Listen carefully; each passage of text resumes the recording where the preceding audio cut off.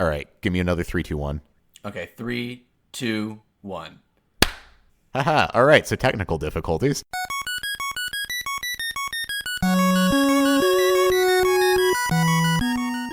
Yeah, a few technical difficulties on my end. I forgot There was a to whole record Yes. anything.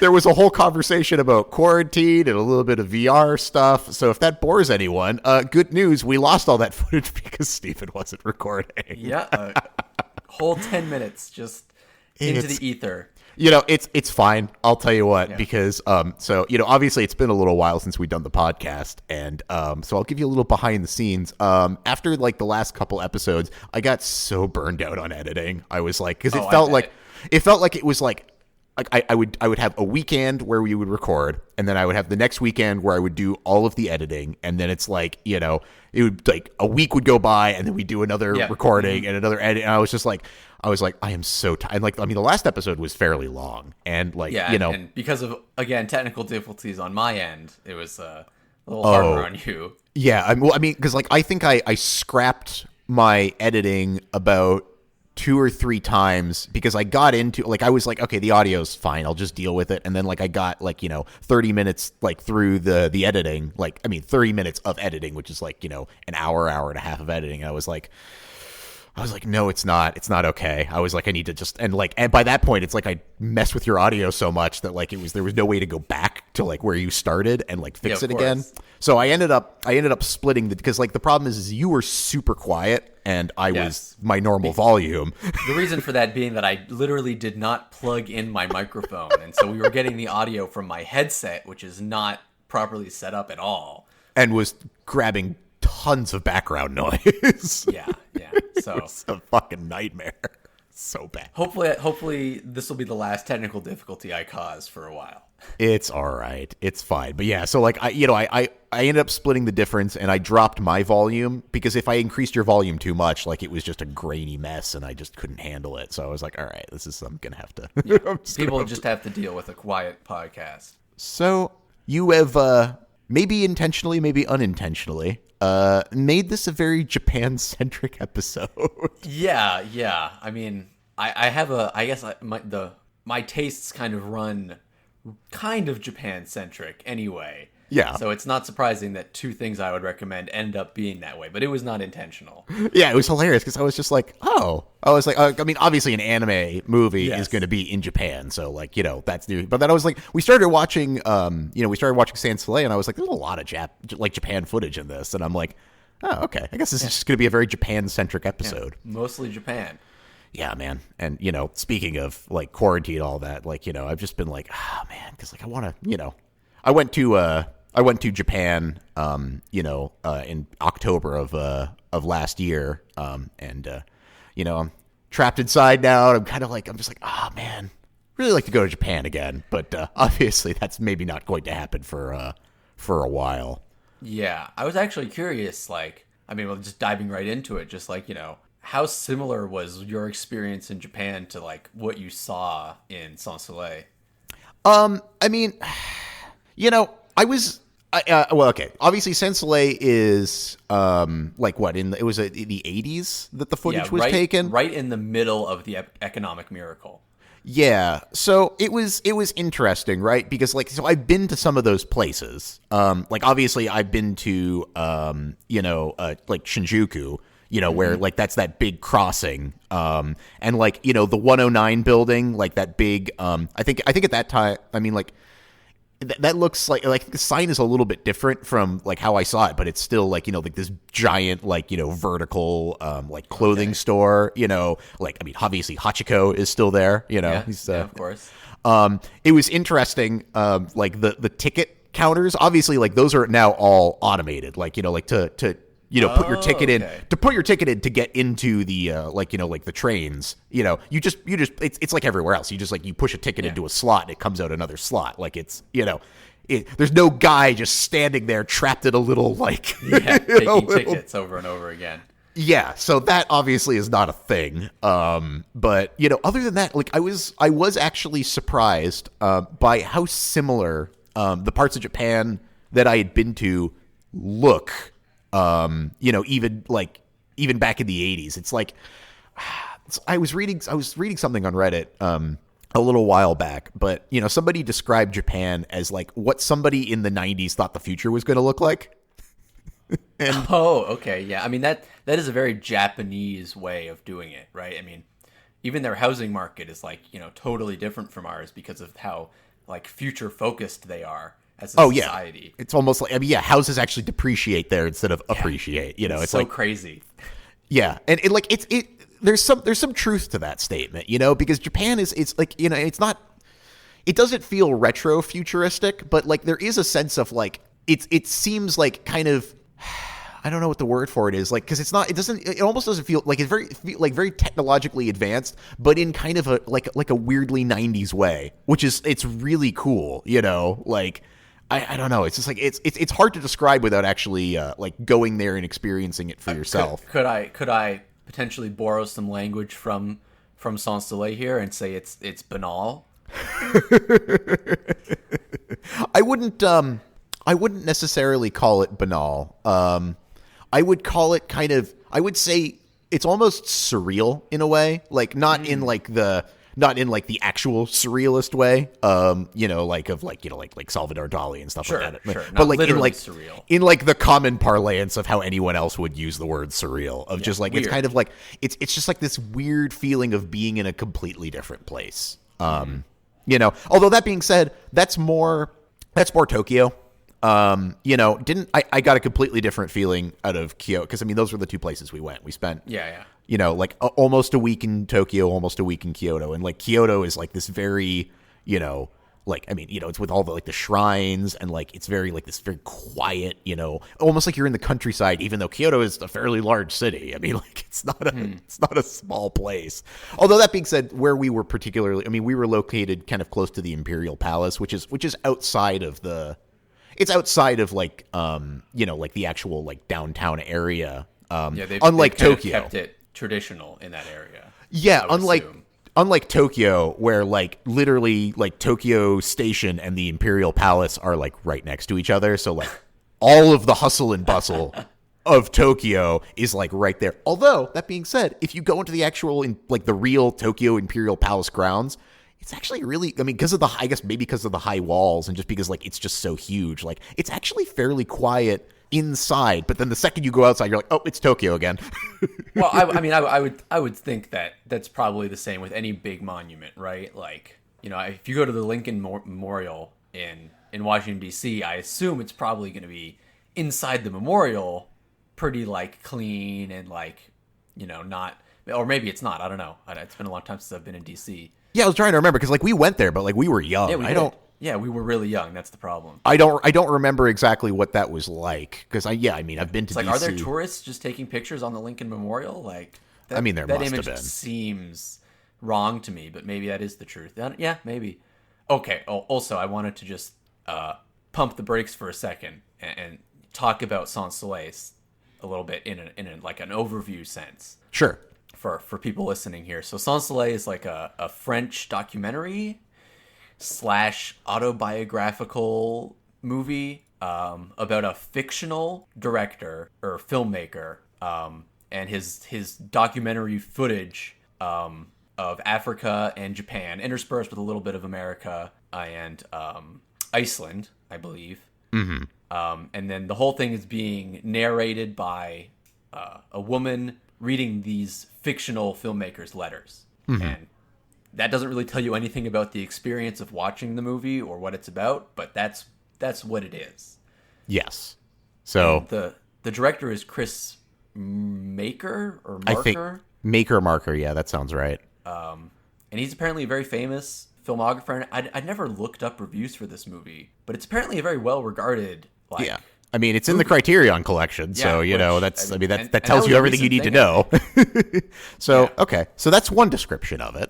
Yes, that would be the literal description of the movie. That would be I would say the description someone might give, if they had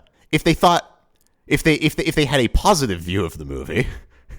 Oh, good. Okay, great. Yes, I'm very interested to hear what you thought of it. If somebody had a more negative view of the movie. they might describe it as someone's home movie with some pseudo intellectual gobbledygook garbage narrated over the top of it. Oh, that is a great description of it.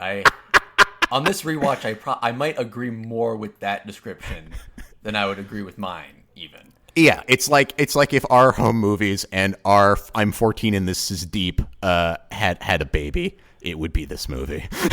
Yeah, it's a movie that I love watching, but everything the movie is trying to say just goes in one ear and out the other without any impact on me at all. Yeah. So here's the thing, right? I'm being a little ungenerous when I say it's a home movie. I actually think a lot of the footage, I mean, despite the fact that it's dated and obviously like on not on the best world's best quality camera of that time. Because I do actually like that personally. But aside from that, right? I did find a lot of the footage very interesting to watch. Like there was some shots that I think lingered a little bit too long, and then there was also gratuitous giraffe violence that I did not appreciate. Yeah. I mean, you have to make some sort of statement if you're trying to be artistic, right? Yeah, well, you didn't have to make the statement for fucking 10 minutes of gratuitous giraffe violence. It was obnoxious, and I didn't particularly care for it or need to see that. But that being said, most of the footage I think was really interesting and it was very compelling. But I could have used just like a straight up like David Attenborough like telling me what's going on the entire time, and I think I would have really liked this movie. Yes. Okay. First question I have. Yes. One sec to pump the brakes again. Yeah. Did you watch it in English or did you watch it in French with subtitles? In English. Okay. That was the only version of the movie. Until the end, I didn't even realize there was another version of the movie. I see. Yes. That would definitely help make it seem worse to watch it in English. Let me say that more clearly. Being able to like understand fully and not be able to ignore what's being narrated is a detriment to the film, in my opinion. The worst parts of the film are when the narration is happening in a general sense. Yes. So I would agree that just like it is kind of a little bit of a weak. I mean, like, so I for this particular talk, I never really understand what Sans Soleil is trying to say. So I always kind of just view it as a visual thing. But in preparation for talking about it for this, I looked up reviews of it, and apparently the movie's about memory. Yeah, well, I mean, yeah. So I looked up some reviews for it beforehand too, and like that's what they were saying, and I'm like, no, it isn't. First of all, I'm like, it isn't about memory. If anything, he mentions memory maybe a couple times. I don't know if it's about that, right? Yeah, if anything, it's maybe about the passage of time, but like that's I think that's part of it, right? Is that like the passage of time renders memory like useless. Yeah, and if nobody had told me that beforehand, that is not even remotely what I would get out of it. As someone who's watched the movie multiple times, I can tell you that it was only until I read reviews that I was like, oh, really? That's what it's about? I thought it was just about, like, people doing stuff, kind of. So, like, if the barest definition of what makes a good movie is that the director achieves what they sought to achieve, which, again, like, that is I think feel like the most base definition of what a movie should be. Yeah, like, I mean that's not even a base definition of a movie. That's the base definition of art. Yes, like, if you don't achieve what you thought you achieved, then I don't think you made a good thing. As long as you achieved something. As long as there is a response to your work. I think you succeeded on some level, even if it wasn't the level you wanted. Art. Did you achieve something? Yes, anything. Because, well, let's be very fair. There's lots of movies out there that achieve nothing. I need to make a small. Have you ever watched? And boy, this is just a real Japan-centric episode. But Lauren and I have been watching a lot of anime. We got a Crunchyroll subscription because there's a couple animes that like were on there that I was like, they are no longer on Netflix, or Netflix doesn't have the most recent episodes. Yeah, like One Punch Man and Attack on Titan, and I was like, well, shit, man. I was like, I'll just get a Crunchyroll subscription. So I did. Not sponsored by Crunchyroll. Crunchyroll, if you're out there, please sponsor us.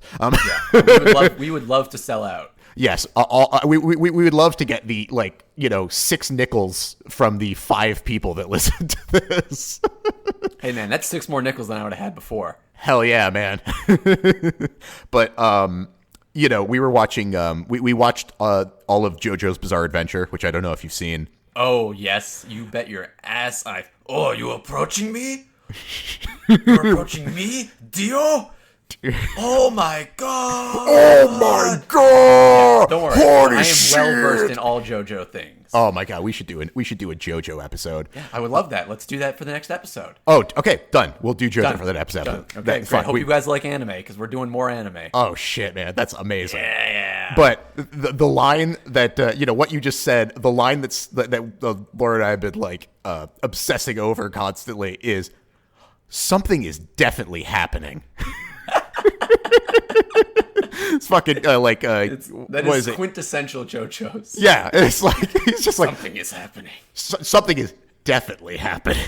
Something is definitely happening. It's like, yep, that should be the tagline for all of JoJo's Bizarre Adventure. Something is definitely happening. I don't know what's going on, but something is definitely happening. So anyway, sorry. Way aside. Let's not get too deep into JoJo's Bizarre Adventure.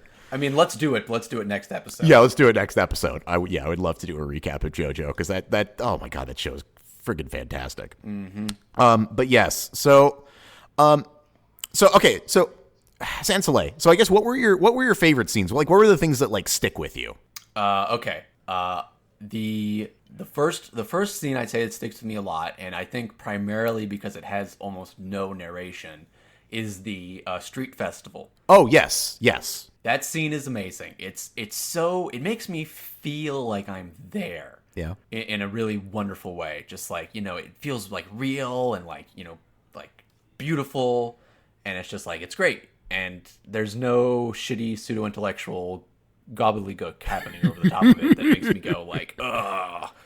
Like the fucking all of the scenes with the zone. Oh god. Oh Jesus Christ.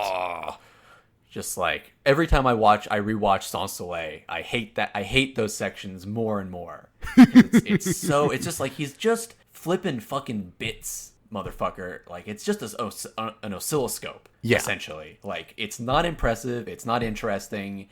Like stop using it as like the crux of your movie, for God's sakes. Yes. Yeah, I mean, like, this is where I'm like, you know, the movie fails because, like, one of the things that he focuses the most on is one of the things that I think is the dumbest part of the movie. So it's like, you know, if there is anything to be gained from this movie, the director didn't see it. He's too easily impressed. Yeah. Whether it's literally the director or it's the fictional character the director has made, I don't know. But he is certainly too easily impressed by too many things. Yes.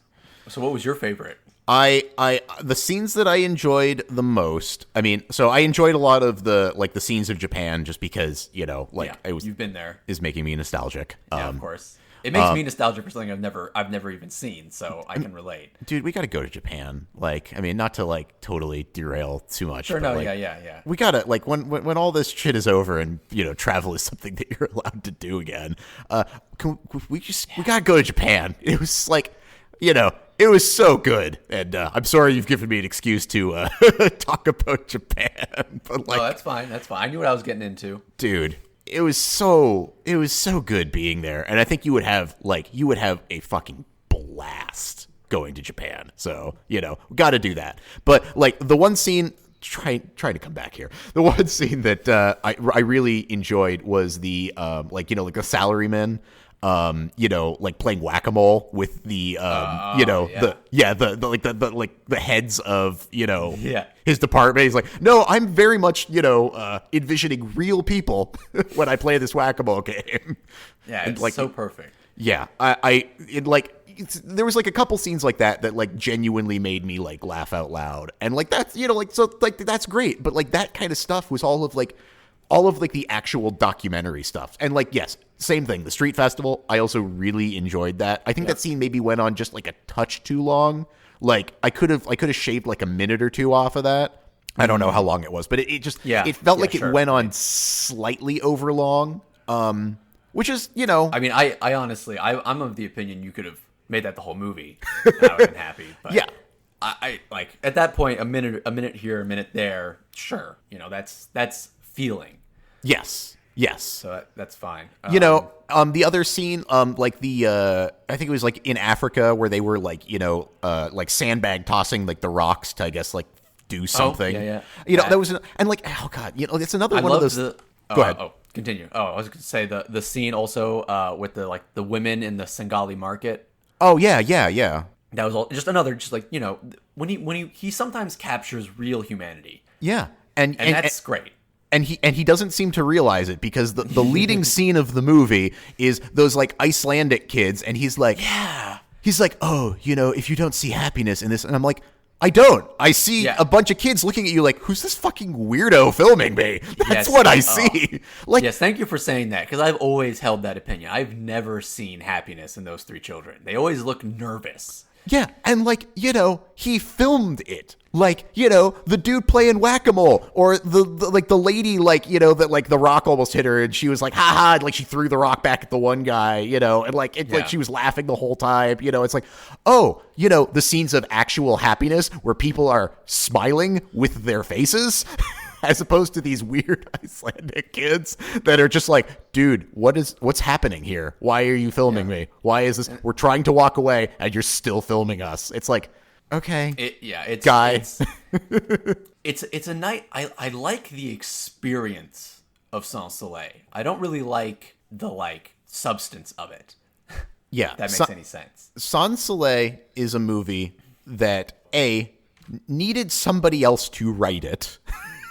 Because all of the narration is bad, and it's like, just throw out all that. Go get an editor because you need it desperately to edit out all of the oscilloscope scenes. Yeah, you do. Yeah. And then just narrate a documentary.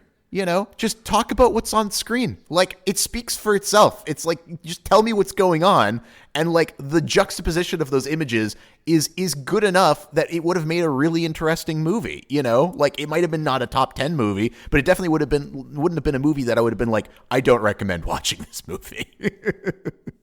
Okay, so on that bombshell. Yes. Have you ever seen any of like the modern Sans Soleils, like Samsara or any of those movies?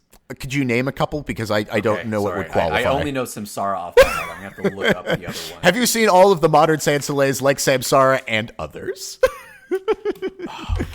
Okay, so essentially Samsara and Baraka and Kronos. Those are the three. No. They're the same thing as Sans Soleil, which is like, you know, just random shots interspersed into each other, but they differ in that they don't have narration. Okay. And those, I think, are the correct way to do what Sans Soleil is attempting to do. Mm-hmm. Right? Yeah. And I think Sans Soleil was the first movie to try doing a like completely, essentially nonsensical, like a documentary about philosophical ideals using real world footage. Yeah. And you know, he made the mistake of narrating it. Yes. And it's a mistake that future films fix. So if you don't like that, and I'm not saying, you know, let's not, we don't need to make a podcast about these films because they're not interesting to talk about really. Yeah. But Samsara, Bakara, Kronos, any of those are like interesting revisions of this kind of style of documentary. Yeah. I mean, so like, okay. The narration makes this worse. I don't think no narration would make me want to watch it necessarily. Like, I feel like I would like some explanation of like I literally said, just get David Attenborough, man. Just be like, dude, just tell me what's going on in these scenes. Here's what we talked about. Like, this is what we filmed. Just say those words and then you know, let the footage speak for itself. But yeah, like I guess it's like I don't know if I would sit down and watch just a series of images. Even though it might be interesting, it's like I do like a little bit of context, but I don't need somebody to like, just narrate bullshit over them. Like the narrating bullshit makes it way worse. I'm trying to remember if there is context in any of those movies. Like, do they have a? Well, regardless. Yeah, but I mean, I might take a look at like one of them and just see like if it's something I I'm would into. say just go on YouTube and watch like a scene. Yeah, watch 5 minutes of them, because you don't need to watch the whole movie at once. There's no real. I mean, there is kind of a benefit because most of them are like environmental messages. So it's like, they have a nature cut followed by like a cut of modern life, followed by cut of nature, followed by modern life, followed by nature, etc. That's the theme. But yeah, so there. I mean, I agree. I watching Sans Soleil for I think this is the 4th or 5th time. It was like, oof, he really needs to shut up. I'm surprised that you watched it more than once. It's like I really love some of the scenes in it. Like again, the street festival, the dog on the beach. I like those scenes, and it's a nice because I watch it in the French with subtitles. Yeah. So what generally happens is it just kind of like I stop reading the subtitles at a certain point, and just like the French is like another music backing for the film. Yeah. Well, I mean, and like, even the shot of like the Icelandic kids then juxtaposed with the the scenes from like, I guess that was the volcanic eruption. Yep. Like those are really powerful. That's good filmmaking, but like that should have been the payoff. Like, don't narrate your bullshit over these kids. Just show the shots of the kids. Hey, I filmed this while I was in Iceland. I also filmed this days later when I was also in Iceland or whatever. Yeah. It's like that would have been great. And then just shut the hell up. Less is more. Less is more. But so it's 100%. interesting, right? These two movies, right? These movies were both this in Mindgame, which is, I don't know if we actually mentioned it. That's the other movie that we watched. But like they're both they're both a little bit like, I don't want to say scattered, but scattered. Like, like they're not just like straight up, neither of them are like straight up movies. And they're both a little artsy, well, I mean, they're both a lot artsy, I guess, I don't know if you would, would you agree with that? Mindgame is definitely artsy. 100%. No question about that. So like, and I think they're both hard movies maybe to recommend to somebody without knowing about like, what their tastes are. But I enjoyed Mindgame so much, and I did not enjoy Sans Soleil so much. And it's like, I mean, they're not the same movies, but like they're at all. I mean, obviously, like one is an animated movie, completely different. Yeah, but they both have that kind of like bizarre kind of artsiness to them. But one of them just is so much more resonant than the other one to me. And that obviously I'm talking about Mindgame being the one. Like Mindgame, like half the time, like I'm not totally 100% sure, like with all like the scenes flipping through and all that, like I'm not always 100% sure like what I'm supposed to be taking from it, but I'm feeling something anyway, like, yes. like even though I don't like, I haven't totally like, I've watched it once and I haven't totally deconstructed like what I've seen, like I feel like if I watched it like 4 or 5 times, like, I could look for things on each rewatch and get a better sense of exactly the full story that they're trying to tell. But in almost the exact opposite way of Sans Soleil, Mindgame benefits heavily from rewatching. Yes. It's like there's so much there, and like it gets its point across without you having to understand really that much about the movie. You could understand basically like 15% of the movie and still feel the right things from what it's trying to do in a way that like Sans Soleil, it's like, I feel like I understand Sans Soleil better than the director did.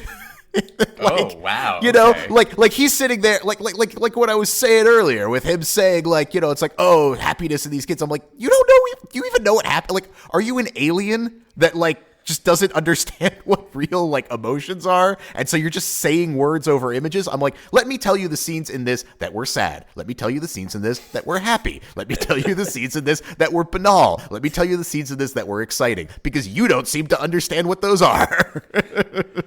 Yeah, what's really funny is he doesn't give interviews apparently. So he has this like air of mystique he's constructed around him, and I wonder if that's just because he has nothing interesting to say. Oh, well, I mean, I can tell from his movie that he has nothing interesting But to he also say. made La Jetée, which is like what 12 Monkeys comes from. So there's got to be like he got lucky once at the very least. Yeah, I mean, like, everybody's got their one-hit wonders, man. Well, not everybody, but there's people that got their one-hit wonders. Yeah, and, I wish I had a one-hit wonder. Are you kidding Yeah, me? yeah, exactly. I would coast on that shit for my whole life. Absolutely. Yeah, great. But yeah, I mean, like, because in Mind Game, like, I feel like the exact emotions that they're trying to make you feel come across so effortlessly in that movie, just by the way that it is, know? Yeah, it had been almost a decade since I'd seen Mind Game, and I was kind of worried because in my memory, to reference Sans Soleil shit, my memory was unreliable, and I didn't really remember what Mind Game was, and so I was like, man, am I still gonna like this movie? Like, I remember it being like a really positive, like joyful movie, and I just like I don't know if I'm really in the mood to like have like a feel good movie shoved down my throat. And then I started watching it, and I was like, oh, that's right. It's the most, like, nuanced, amazing take on a feel-good movie you could ever have. Because it isn't a feel-good movie. It's like a life-affirming movie. Yeah, because it's funny. You did describe it to me before we watched it as, because like in my mind, I was trying to remember if it was a huge downer movie or not, and like because I had actually seen like I think I was back when we lived in the same house, like Yes. I think I was on the computer while you were like watching it on the big screen, like in the same room. Oh, okay. Yeah, So I'd seen parts of like I'd like glance over occasionally and like see parts of the escape from the whale scene. Oh, yeah. I mean, I wouldn't be surprised if I'd just shown you that scene in its entirety anyway. That might have even been the case. You might have just been like, watch this scene because it's great. Which, by the way, like, it is great, but I feel like nobody should do that. Like, no one should show you just that scene, because without the rest of the context, you don't feel even close to the same thing. Like, to me, when I saw that scene, because I think you're right, I think you actually did show me that scene, I was kind of like, okay, that's an interesting and weird scene. Yeah, and that's really all you could get out of it. That's all you could get out of it. But when you take the journey to that point, that scene is amazing. Yeah, it is. Like, it's like, and it like, in its own way, it's the entire movie, Yeah, that's what to continue contrasting the two movies we watched. Sans Soleil is like a bunch of disparate parts trying to say like one thing, and Mind Game is a bunch of completely complete messages all saying the same thing the whole time. Yes, and it's all summed up in that like that whale scene. You could take that, and that's the entirety of the movie. It's just like the struggle and the like the falling and the like getting back up. Like Yes. That's the whole message of the movie. That's the whole, like, everything condensed down into this one crazy, frantic scene. And it's just, like, it fucking rocks. And then that scene ends with the pan across the apartment, where you see all the different people, all living their lives, and all individually going through their own whale scene in their own lives. Yes. All together. Yes. And it's just this, like, unbelievably, oh my god. Again, it had been a long time since I've seen the movie, and I forgot how much I loved Mind Game. Yeah. And it's just like, it's one of these things where it's like, it's interesting to watch two movies and get such a different feeling out of them, like just such a different feeling out of, because it's like, like both movies are about life. Ultimately. Yeah. And like, one of them does it well and covers the whole subject, and one of them kind of just like glances off. Almost. And even if they weren't about something somewhat similar, like they're both very much more art pieces than they are standard movies, I think is, I agree 100%. And watching a piece of art succeed versus watching a piece of art not succeed, it's like it could not be more like clearly summed up than those two movies of like, this is a piece of art, you can clearly see what it's trying to do and it's not doing it. And then you have this other movie that's a piece of art, you can clearly see what's trying to do and it can't help but do it right. Like, you could try to not like it, and you'd be like, oh, no, I'm smiling. Exactly, yes. And when I first saw the movie, and, you know, on rewatches of Mindgame, like, the beginning always kind of bothered me a little bit, because it's, you know, it's that kind of Japanese sexism creepiness that always creeps into pretty much everything that comes out of Japan, in my opinion. But on this rewatch, I finally realized that this is a Japanese movie. And obviously the director is speaking to his audience at first to get them, like, into the movie to the point where he can, like, completely destroy those values in a way that I found really satisfying. Because the movie, like, you know, starts pretty traditionally. It's a love story about a guy who feels like he's unrequited love for his, you know, blah, blah, blah. Yep. And then it turns into something completely different. Yes, absolutely. Yeah, it does. It starts off in, like, if you don't know where the rest of the movie is going, it starts off in kind of a strange place, and it's kind of, I mean, obviously a very uncomfortable place. Yeah, very uncomfortable. which makes it all the more, like, just, like, strong in its like, as, like, everybody kind of, like, grows and, you know, like, in the same way. Like, it's That's my favorite thing about the movie is it's a feel-good movie that doesn't say, like, everything is positive. Yeah. It's very willing to be like, you know, you're going to fail. Like, shit's going to be bad sometimes. You might fail completely. Like, you know, at the very end, the montage, just like, you know, it's all these positive images, but interspersed there, it's like, you know, old man dies alone, or, you know, we're out of money. And it's just like, you know, that's life. Yeah. And, like, you know, from what I understand of reading, like, what, like, because I've watched this once, so, like, I didn't get everything. I mean, those images go by very quickly. Oh yeah. It's like not every one of the, like you said, like, not every one of those is a happy ending. Like, not every one of those, it's not like they, you know, like the guy gets the girl in, like, every single instance. Yeah. You know, and sometimes the girl's not even in his life. Yeah, exactly. You know, it's like it's not that very classic Hollywood, like, you know, yep. If you do the right things, then you'll find your crush and get married and everything will be great. It's like, that's not a thing. It's like, and that's also not even necessary to, like, at all. Yeah, it's like you can have a perfectly happy, fulfilling life, you know, with a completely different person or no one, you know, like, or you can have a life that's not perfectly happy and fulfilling. Exactly. It's still life. Yes, absolutely. Actually, it's funny. I don't know why. I mean, well, I guess I sort of do know why based on what we're talking about. But, like, have you ever watched the movie? I think it's, what is it, 7 centimeters per second? No, you've recommended that to me many times before, but I have not. That's a movie that I'm scared to watch because I'm worried I'm just going to cry the whole time. You know, let me preface this by saying that, you know, the scene with Pinchy the bird, during the chase scene in Mindgame. Yeah. I wasn't crying right before that scene, and I was crying during that scene, and then not afterwards. So that's how easily my emotions are manipulated, just for a reference point. Also, 5 centimeters per second, not 7. 5 centimeters, yeah. 5 centimeters. But yes. I always get that, because I always want it to be alliteration, and it isn't. Yeah, that's the movie about, like, two people kind of growing apart as they get older. Yeah, and, like, that movie, to me, almost feels like one of the threads that, like, you know, those, like, disparate, crazy scenes could have taken. You know, it's like, Yes. it's like a zoom in of that. It's a more personal look at the idea. Yeah, no, 5 centimeters per second is a fucking masterpiece. You should definitely watch it, though. It's it's bittersweet, right? I mean, it's bittersweet, but, like, it's not, you know, it's not like, it's not The Fountain, you know? It's not like I'm gonna... Okay, yeah, I mean, good. I wasn't expecting it to be that not horrible. Yeah, it's not emotionally. It's actually, it's got the same, because it's got that same kind of, like, bittersweet but life affirmingness that Mindgame has, you know?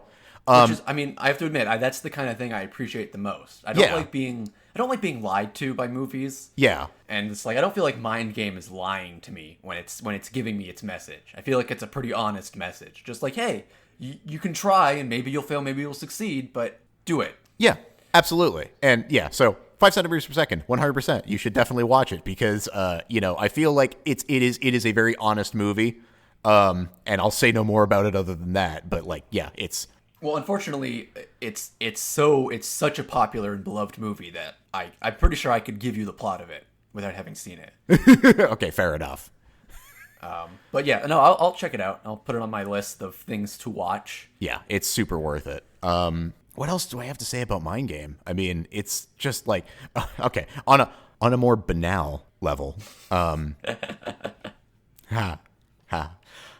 food in that movie makes me of course, so goddamn hungry. Oh my god. So, I mean, to go off on a little bit of a tangent here as well, do you know why food looks so good in that movie and in general in Japanese anime? I do not. Okay, so I mean, this might be like not 100% true necessarily, but this is the story I've heard. Is that the tagline for our podcast? It might as well be, yeah. There's a scene in an anime where a character is cutting cabbage, and in that scene, the cabbage is animated to be literally just a green ball. And when they cut the cabbage in half, it's just like two halves. It's like cutting like a rubber ball in half, right? Yeah. Yes. Just like completely lazy and horrible. Yes. And everyone in the Japanese animation industry was just like, okay, that's unacceptable. And it became a joke to really beautifully animate any cabbage in any anime. And so if you're ever watching an anime and there's cabbage in it, it'll always almost be amazing looking. And I think that trend has spread to all food in general. And just like, okay, regardless of how good our animation is otherwise, the food has to look perfectly real because of that. And then it just spread. So yeah, I think that's an animation thing in general for Japan. It's just like food needs to be perfect. Hell, I mean, honestly, like that's true in the actual RL of Japan as well. Oh, you're right. Yeah, they do. They love aesthetics. That's for sure. When we were in Kyoto, we went to this one ramen shop that specializes in chicken ramen, and they have like a set meal that's like a big old bowl of chicken ramen with fried chicken on the side. Well, that's pretty decadent. Yeah, I mean, well, yeah, you know, people have this image of Japan that it's like, you know, I think that they have this image. I feel like I sort of in some way had this image that like the food is healthier, and I'm sure that it can be, but I didn't do that. Yeah, I'll be honest. I mean, like, I guess I do kind of have that impression of Japan. It's that they're eating mostly like fish and vegetables all the time, but I'm sure that's not it. Yeah, so there's two kind of like elements of like Japanese cuisine, right? There's like the stuff that is kind of like healthy, you know, like all like the fish and the rice, you know, and it's like very simply prepared with like a few like vegetables, and it's all very like, you know, visually appealing, but like, you know, it's not like, you know, like these giant portions and overly done. And then there's fucking takoyaki balls on the side of the road. Yeah. No, I don't. Takoyaki balls are healthy, Jason, and don't disabuse me of that notion. Yeah, it's got an octopus bit in the middle of it. Yeah, how could it not fish. be? That's healthy, right? Never mind that it's literally covered in a ball of batter and then covered in sweet soy saucy garbage and mayonnaise. But it has fish though, so it's okay. Or fucking okonomiyaki, where it's like a mound of cabbage with batter poured over it, covered in like syrupy sauce and again mayonnaise, and then like mounds of bacon and eggs. And it's like, yeah, that sounds perfectly healthy. It sounds perfect. It's got cabbage. How could it? It's a salad. It's literally a salad, Jason. It's literally a salad. That's so fine. Yeah, it's just one of these things. It's like it's got like you have your Japanese food that's healthy, and then you have your fucking garbage that is amazing. The difference is here in the States, we only have the garbage food. Only the There's garbage no food. healthy alternatives. Yeah. So I guess on the topic of the animation, about the food and how realistic it looks, I loved the use of color in this movie, just in a general sense. Like the way that the animation style in general like constantly changes almost. Yeah. It's very rough, but like in a way that is obviously clearly intentional, and like it's jarring, but it's like it's fun to watch. Oh, actually, I guess Is this your first time seeing this animation style? Yeah. I mean, I was aware of it because like, I mean, I'm sure I've shown you stuff from this same animation studio before. And correct me if I mean, is Paprika like in a similar style? It isn't? Okay, I don't know why I was thinking it was. But I feel like I have seen other stuff that uses this style before. I've never actually... I'm almost positive I've shown you Tekken Concrete. Oh! Scenes from that movie. And that is the same animation studio, Studio 4C. Yeah, you've definitely shown me Tekken Concrete. Yeah, I, okay. I absolutely love Studio 4C, and so I've probably shown you a lot of stuff from them. This is actually this director's opus. Like, this is their first film, right? Really? Like, yeah. Oh, wow. Okay. Yeah, right? And so that's one of the things that's so amazing. And actually, he's quoted as saying just like, he was like, I figure that like the people watching this movie are like mature enough fans of anime that they can handle the different styles going in and out. Yeah. Like, he's not, he didn't make this to be compromising. Well, and here's the thing, right? I mean, anime in general is like, it does that all the time. Like not maybe not in the exact same way, but like, there is like countless I mean, shit, man. Like, just like the past couple animes that I've like watched, it's been that kind of thing where it's like, I mean, like the Full Metal Alchemist, like, you have like the very like, regular scenes of it, and then you have like the kind of like, crazy anime freak out like stuff, and like it's visually different enough that like, I mean, you could call it the same animation style, but it's I mean, the characters are drawn completely differently, and like doing that in here, I don't think it's weird because like they have like the literal like picture cutouts of people, but like it shouldn't really be any more jarring than how it is in regular anime, where it's like, you have like the very simple like, angular like versions of the characters for like, all the like crazy freak out scenes and stuff like that. Like, to me it's the same concept. It all falls in the same category. That is a very mature and correct way to look at it. And I would agree with you 100%. Do people find this jarring? Yes. People Wow. find animation jarring in general. Well, Most people yeah. wouldn't watch an animated movie at all. Yeah, I really hate that attitude, man, because it's like, I agree. I mean, I get it. I understand that a lot of people find like literally looking at a person's face to be the main enjoyment of a movie. I guess, Like, because it's like the way a face moves based on the emotions it is feeling is like the way a lot of people interact with a film or TV show or anything. Yeah. And so to take that away from them is like to ruin the whole point. yeah, And like I don't do that. I generally kind of avoid looking at people's faces a lot of the time when I'm watching something, because I'm looking at the other stuff. But wow. That's because I'm weird and I have weird tastes. So I recognize that as well. Introverts unite in our own homes.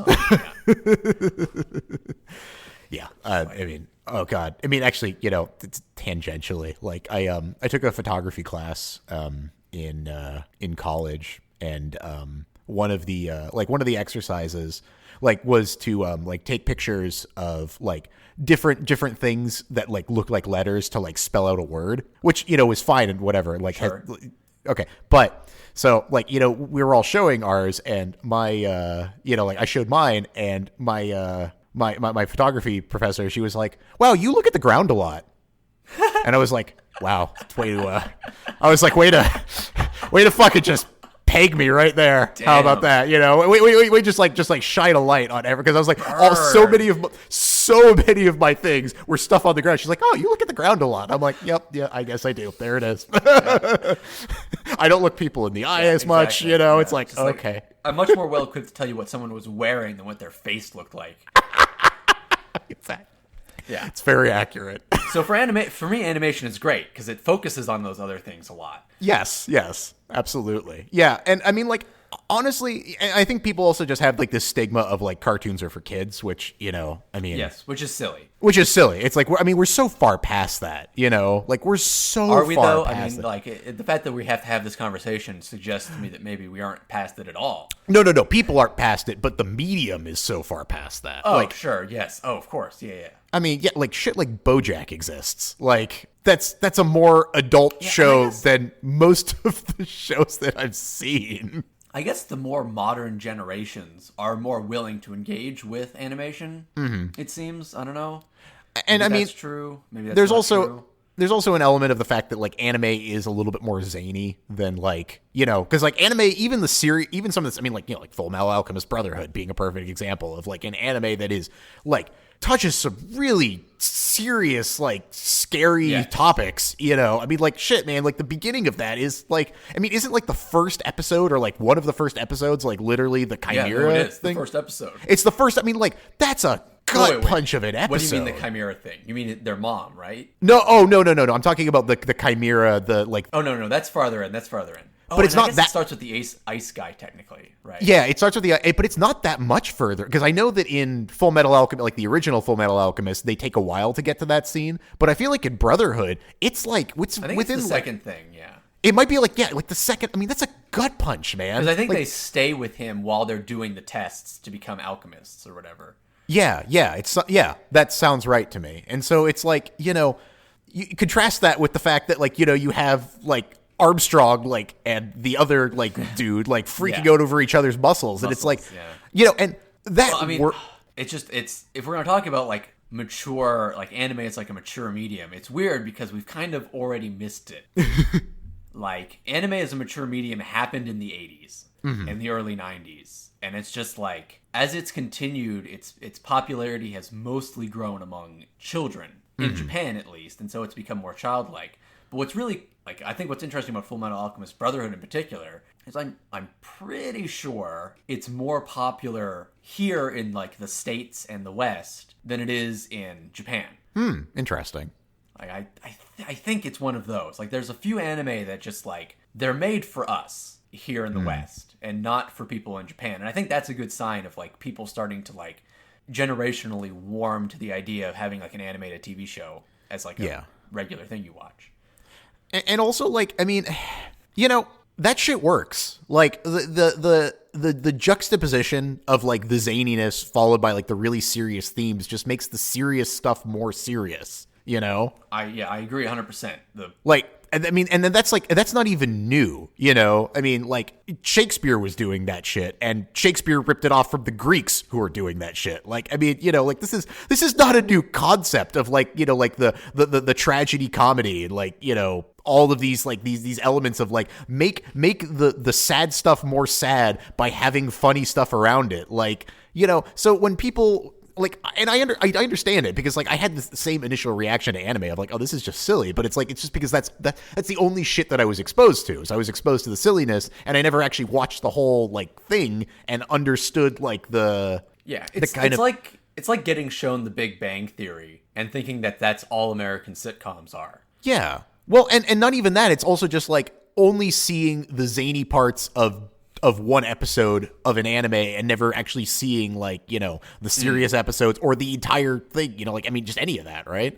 Because I mean, like, going back to Mind Game, like it's the same thing here is like, you have this kind of like, silly drunken dude, in the bar, like it's like their dad, like the silly drunken like dad who's kind of an asshole, like, and the whole scene is that kind of like, over the top anime zaniness of like him freaking out over, like the dad not being appreciative enough and all of like the, the crazy animations, followed by a really heavy fucking scene. Like a really uncomfortable, heavy scene. And that scene has so much more gravity because you're like at such a high, silly point. And then it's like, fuck you, cuts your legs out from under you. Exactly. And then that scene plays into the God scene. Yeah, which is another kind of silly, zany scene in a lot of ways. What did you think of that portrayal, by the way, of God? Oh, I thought it was really good. I liked that a lot. I thought that was like really interesting, and it's like, oh man, it was done so well, and I love like, I'm rooting for you. My favorite line from that scene is, yes. Am I dead? Yes. Just like just the perfect fucking response to that question. Yeah. And the thumbs up. Oh man. And then like, it's just like, And then he comes back and and then the car chase scene. And I like the car chase scene too, because it's that kind of, how do I describe this? It's kind of like, it's, he's got that kind of like reckless, because like he still has a lot to grow to. Yes, like, exactly. Like, it's like he's just taking the first step into like, life. He's like, life needs to be like this crazy adrenaline rush, and it's like, nope, you're not there yet. You're in the right direction because you're not. And both the other characters throughout that whole thing are just like, wait, what a second, wait, what about the police? Why don't we just go to the police? Like, self defense, right? Like, yeah, exactly. He's kind of like he's not there yet. And the movie consistently undercuts that attitude of just like, life should be amazing adventure all the time. And it's like, no, not so much actually. Yes, it's more just everything. life should happen and you should be present for it. Yes. Which is, like, it's a weird message that like have to tell people. Although, like, I imagine, that is that's a message that probably, if it resonates here, it probably resonates like twice over in Japan. Yeah. Where, like, God. Oh, I'm sure. Yeah. Where you have literal. Yeah, I mean, worse. you literally have words in Japanese for, like specific types of social shut-ins because it's so common. It's like, I just decided to withdraw from society because society is awful. Yeah. It's like, God. People who like literally all their life is work. Yes. Just like yes. That, yeah. Or just the pressures from their family are so much that they're just like, yep, can't take it anymore. I'm just going to withdraw from society and never come out of my house. And it just like it portrays that message so well. Yeah. Like it carries it without it ever being preachy. Yeah. Yeah. Absolutely. Yeah. It's the age old show not tell, right? I mean, like, exactly. Shit. Like, what the really exact drives opposite of Sans Soleil, as we've said before. These movies could not be more off. Sans Soleil, not only did you tell me, you didn't even tell me the right thing. In this movie, because like there's that scene where he's trashing the the place. Yes. And then he looks over and he sees the fucking the fucking rope and like the noose that the guy's tied.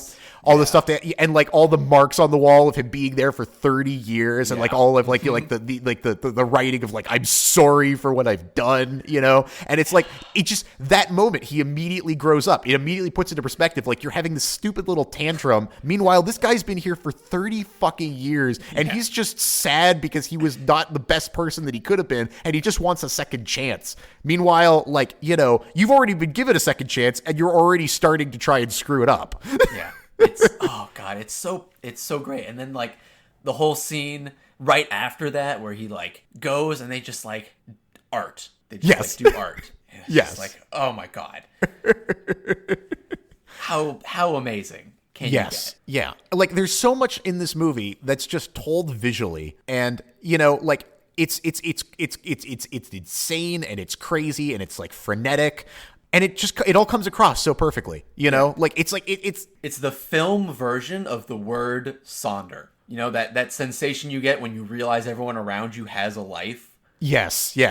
It is the perfect representation of that in a film. Mm-hmm. And it makes you like, if you haven't had, like if you go to Google and search Sonder and read the description, you're like, I don't know if I've ever had that experience before. Watch Mindgame. Yes. Absolutely. Yeah, it's just like, oh my God. Like, it's that perfect, like, show don't tell, Like, it just does so much visually in such a perfect way that I feel a little bit like I'm now, the narrator of Sans Soleil and, talking like pseudo-intellectual. We're gushing right now. I'm about to do some pseudo-intellectual wow, I can't even say it, gobbledygook. But like it feels like it touches something very like very pure and very like fundamental to like being a person. Is like, you watch this movie and it's like you could take what you could watch it purely in Japanese, not even use the English subtitles, and you'd get most of this movie. Yes, I 100% yes. And like it does it visually in a way that like it's like all these insane images coming to you, and yet you can feel exactly what it wants you to feel at exactly what time. And it's not even like, and it just all comes across perfectly. And it's like, shit, man, like that's what a masterpiece is supposed to be, something that just like is. And it's not just that it achieves that with the main characters in the main story, right? Yes. Like literally every person in the film is fully explored in that same way. Yes. Right? Like the mob boss, the soccer thug, like the old tired, mob guy. Yeah. They all you get to see all of their life stories completely portrayed and like all of their like lives laid out, and it's just like, it's a movie that like just perfectly encapsulates being alive.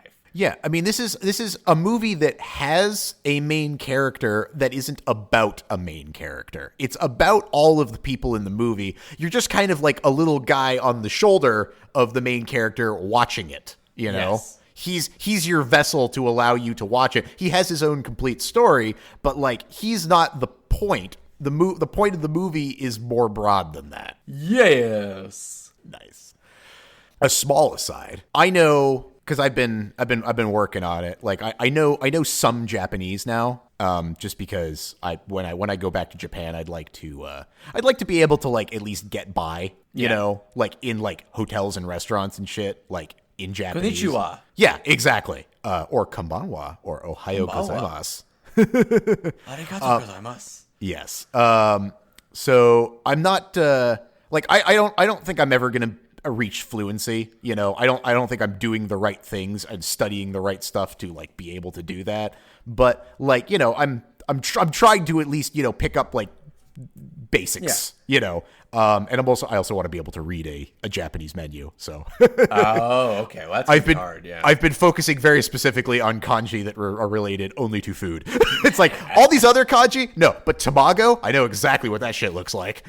I know what miso soup looks like, and I can point it out on a menu. Tamago's egg, right? Tamago is egg, and I know what the kanji look like. I can't write it. There's 3 alphabets, right? There's 3 alphabets. There's hiragana, katakana, and kanji.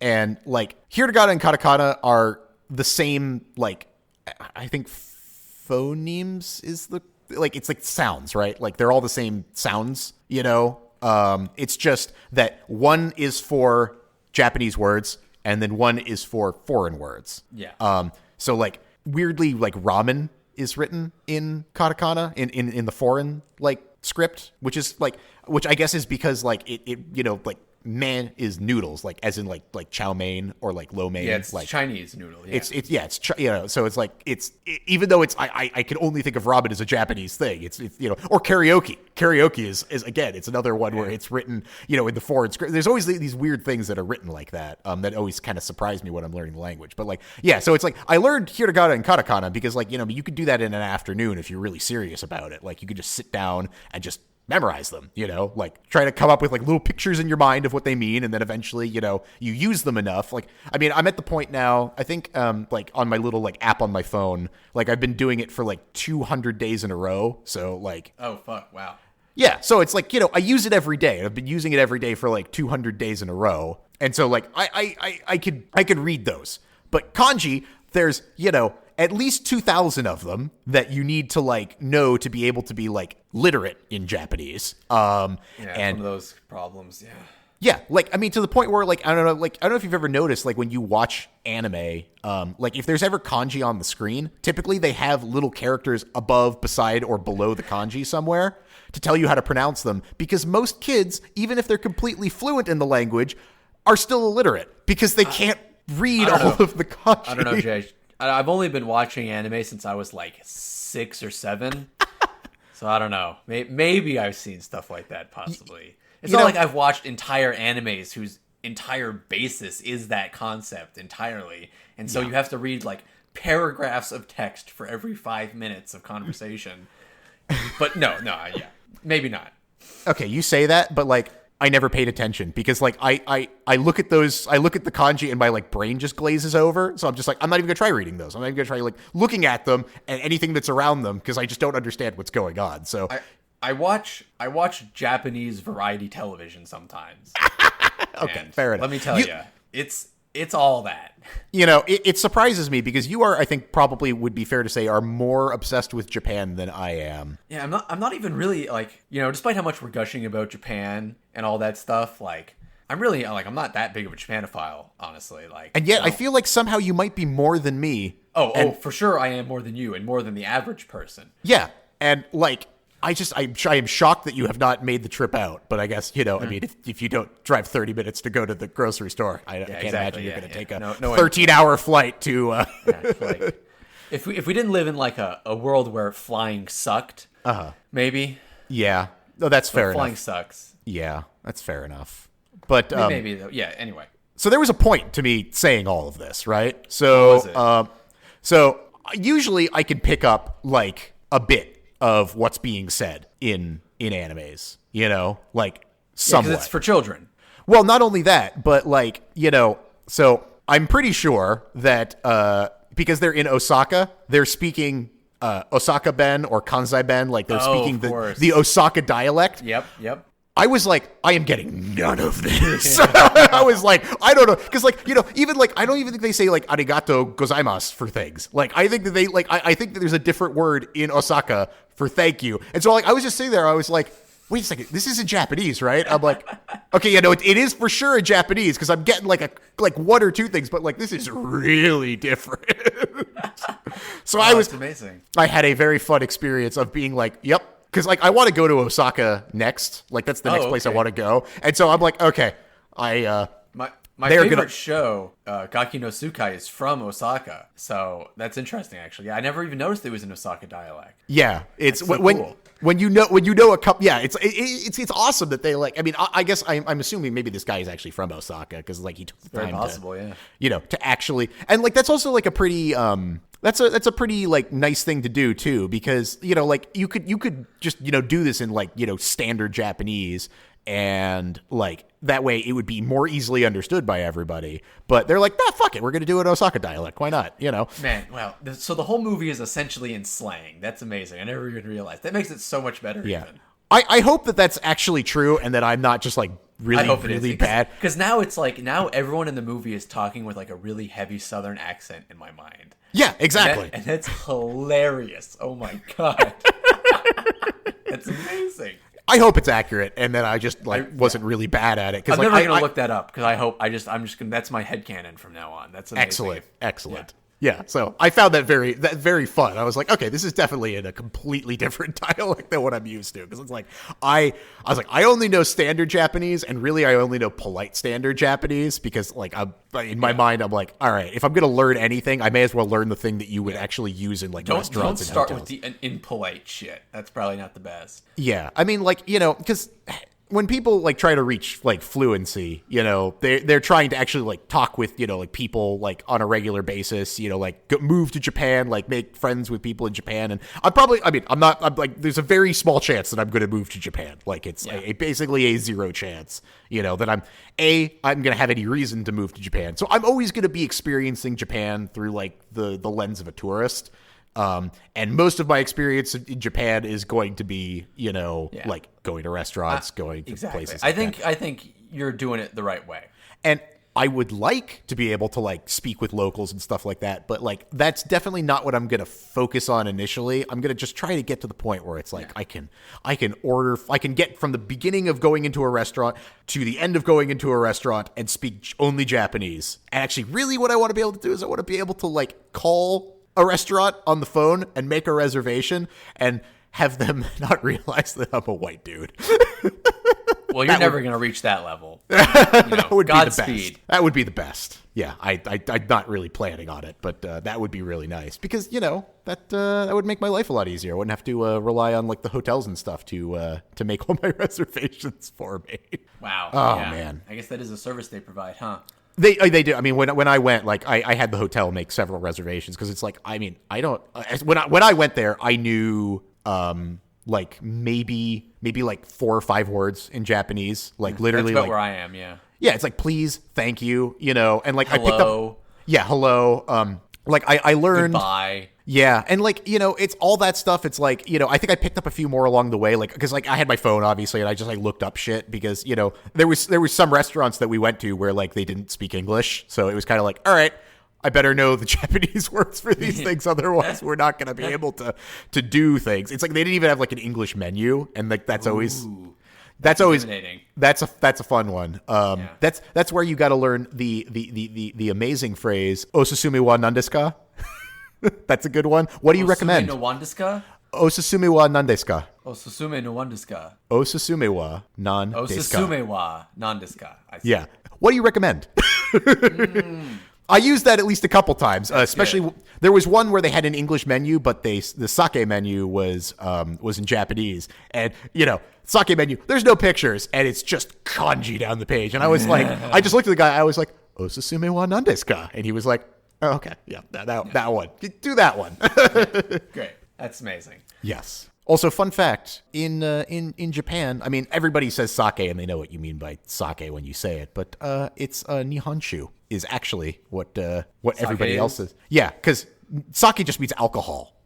So Nihonshu is specifically what everybody in the West calls sake. I assume that's rice wine. Japanese liquor. Okay. Nihon, as in Nihon. Of course. And shu, as in alcohol. Japanese alcohol, Japanese liquor. So, it's... Nihonshu. Wow. Nihonshu, exactly. So if you go to Japan and you say, show me the Nihonshu menu, then they're going to be like, oh, yeah, this guy right here. It's fucking next level. Or they'll be like, it's so cute. You tried to speak Japanese. I think that's the second one probably, but yeah. Yeah. It's, there's a thing that happens when you're over there. If you speak any Japanese at all, you'll get a lot of Nihongo ga jozu desu, and it's like, or jozu desu ne, and it's like, oh, your Japanese is so good. And apparently, when you stop hearing that and you start hearing, you actually should have said wa instead of ga there. That's when you know you can actually speak Japanese well. Wow. when they stop just politely saying, oh, your Japanese is so good, and start saying, that wasn't quite right. Here, you should be saying this. That's when you know your Japanese is actually good. Yeah, that's when you're getting there. That's what you're getting when they're like, you've been in Japan long enough. You should actually know this by now. Yeah. Wow. Because I heard that a couple times. I was like, oh, they think my Japanese is good. And then when I got back home, I was like, because when I started learning about Japanese, I was like, oh no, they're just being very, very, very polite to me. Oh, bless your heart. Yeah, bless your heart. Yes, it's the Japanese version of you poor sweet summer child. Yeah. Yes. Okay, so what else we got to say about Mindgame? Soundtrack? Oh, amazing. I mean, amazing. Whole time, at every point, it's exactly what it needs to be. Yes. I mean, can't have higher expectations than that. Yeah, I mean, during the really uncomfortable rape scene, it's it's almost like a static, piercing sound, and that's when I first was like, oh wow, the soundtrack is intense. Yeah, it adds to every scene and does not take. It's not intrusive, but it's when it's there, it's there for a reason, and it's perfect for every scene that it's in. Yeah, it's the exact opposite of Lawrence of Arabia. Yeah, it never feels obtuse. Yeah, there's never a point where I'm like, ooh, yeah, that's what we're going with. It was like, nope, that feels appropriate for the scene that we're in. Going with, yeah. Yeah, exactly. I couldn't have done it better. And apparently the main theme, the da da da da da da da da da da da, that main theme. Yeah. The title of that song is called Viva. Okay. Oh, of course, life. Perfect. Yeah, just so perfect. Just it amazing. Is. Yeah. It's just wow, what a masterpiece this movie was. It really is. It's and it's just like you said, it doesn't lie to you. It's just such a nice, life-affirming movie. That it's just good. It's just so good. It does exactly what it sets out to do. It does it well, and I'm sure that it benefits from multiple. It's a movie that I would recommend.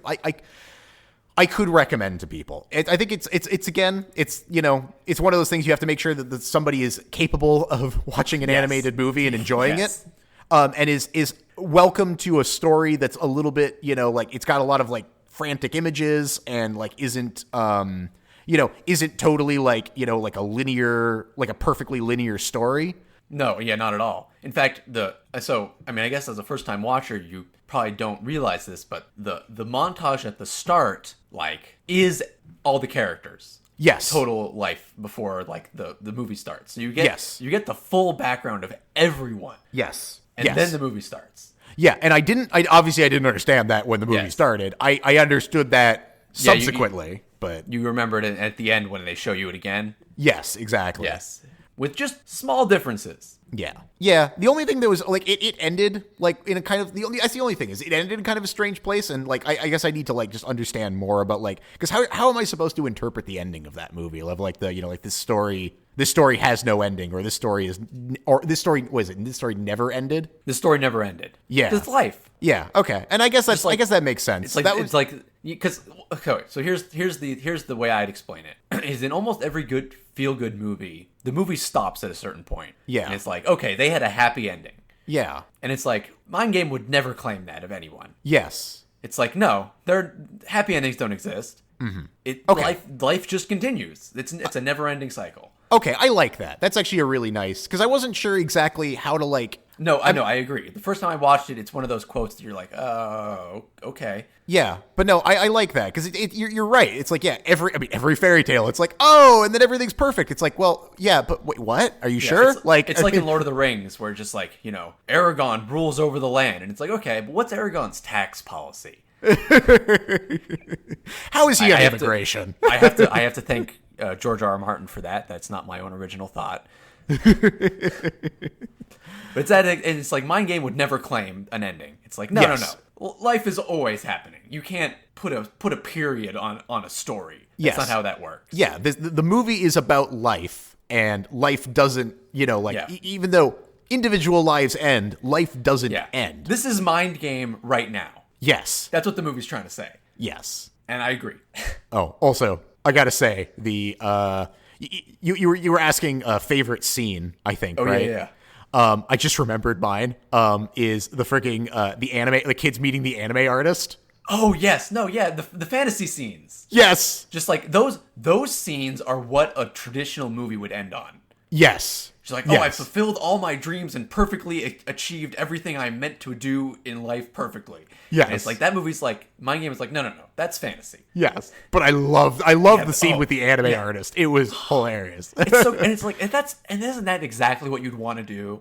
Is just like, be a famous, rich, amazing person and use that power to like make kids happy. Yeah, just be like an awesome dude. Be like the coolest dude ever. Yeah. Hey kids, come on, eat lunch with me. Like, let's do it. Yeah, life. So fucking cool. Yeah. But I also love the fact that the movie, like, very clearly is like, that's not how it is. Yes, like, it's a fantasy. You're never gonna be the perfect cool dude. Like, and that's great. Like, there's nothing wrong with that. Yes.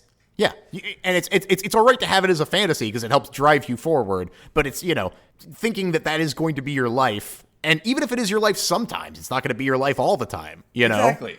Yeah. God. What a good movie. What a good movie. I'm so glad that you enjoyed it because I was rekindled in my love for it just watching it again after so long. Honestly, I mean, like, I were you even the least bit worried that I was going to not like it? I mean, this movie seems totally up my alley. I was saying I had forgotten precisely how good it was.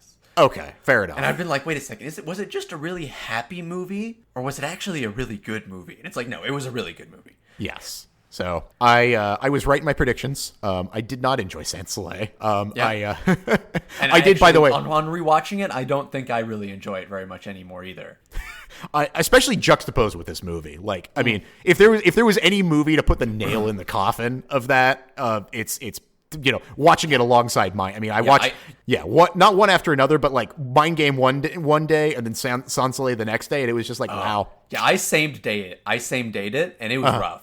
Just like I watched Mindgame in the morning and then Sans Soleil at night, and it was just like Sans Soleil like really suffered from that. Yeah. So I told you that I wasn't going to put Lauren through that movie, but I ended up changing my mind just because. Yeah.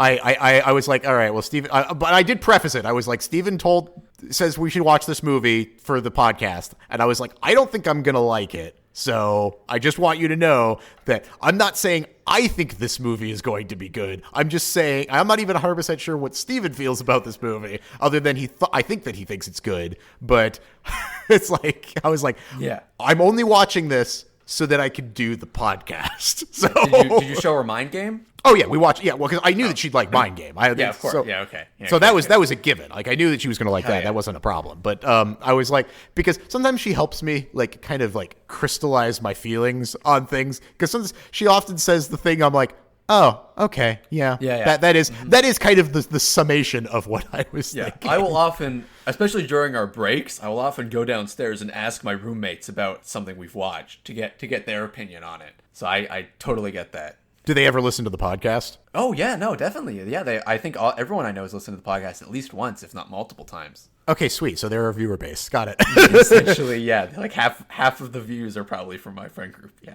Yeah, probably, because like I honestly like it's like, I see the amount of like subscribers we have, and I'm like, oh, okay, cool. So that must be just Steven's friends. That's the Hey guys, how's it going? Yeah, exactly.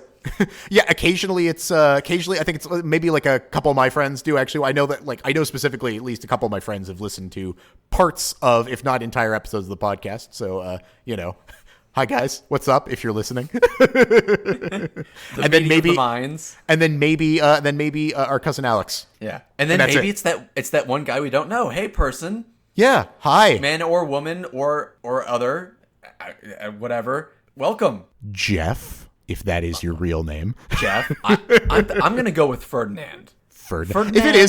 If it is Ferdinand, you just blew Ferdinand's mind. Yeah, but how's it he going, or Ferdinand? she's mine. He or she's mine. This is for you, Ferdinand. Yeah. This is going out to you, buddy. Yeah.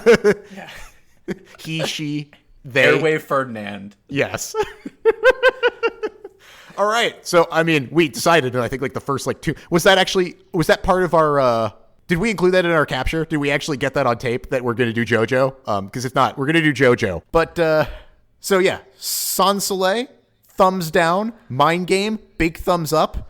Yeah, I actually, before I watched it again, I would have said thumbs up to Sans Soleil, but now I'll say maybe don't watch with subtitles turned on. Yeah. Maybe don't. And maybe just don't watch it. Maybe, I mean, yeah, if you really want to see some interesting imagery, okay, sure, why not? Maybe watch Bukhara or fast forward right through that giraffe scene. Once if you see a giraffe on screen, just hit that fast forward. I honestly, when I watched it this time, I did actually just fast forward through that scene. Yeah, because I've seen it a bunch of times, so it was just I don't need to see that. Yeah, it's fucked up. I wasn't into it. So yeah, and Mindgame, big thumbs up. If you are not averse to animation, watch it. It's good. It's a good movie. Yeah. Yeah. And you really get to see lots of sushi in it. Yeah. Oh, God. So yeah, next time, JoJo's. I'm so hungry. I'm gonna go get a cheesesteak burrito now. Dude, get a cheesesteak burrito, and next time we'll talk about JoJo's Bizarre Adventure. Hell yeah, dude. Oh my God!